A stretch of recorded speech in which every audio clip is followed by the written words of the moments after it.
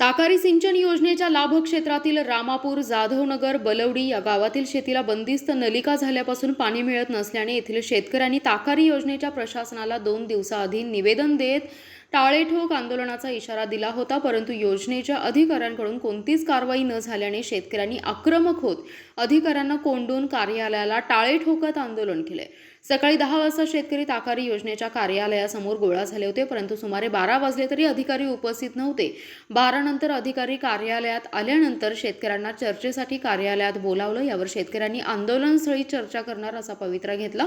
याला अधिकारी तयार झाले नाही, त्यामुळे तणाव निर्माण झाला। काही काळानंतर शेतकऱ्यांनी कार्यालयाचा दरवाजा बंद करून अधिकाऱ्यांना कोंडून ठेवलं।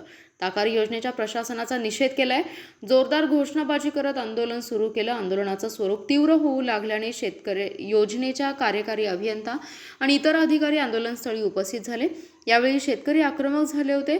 अधिकाऱ्यांना घेराव घालत या भागाला पाणी वितरण करणाऱ्या वितरिका क्रमांक 3 चे काम योग्यरित्या झाले नसून बंदिस्त नलिका बंद करून खुल्या कालव्याद्वारे पाणी द्या, नलिकेचं काम करणारा ठेकेदार आणि जबाबदार अधिकारी यांच्यावर कारवाई करा अशा मागण्या करत शेतकऱ्यांनी अधिकाऱ्यांना धारेवर धरलं। 5 दिवसांमध्ये नलिकेची गळती काढून आणि इतर बाबी पूर्ण करून या भागातील शेतीला पाणी देण्याचं लेखी आश्वासन दिलं। यानंतर शेतकऱ्यांकडून हे आंदोलन स्थगित करण्यात आलंय।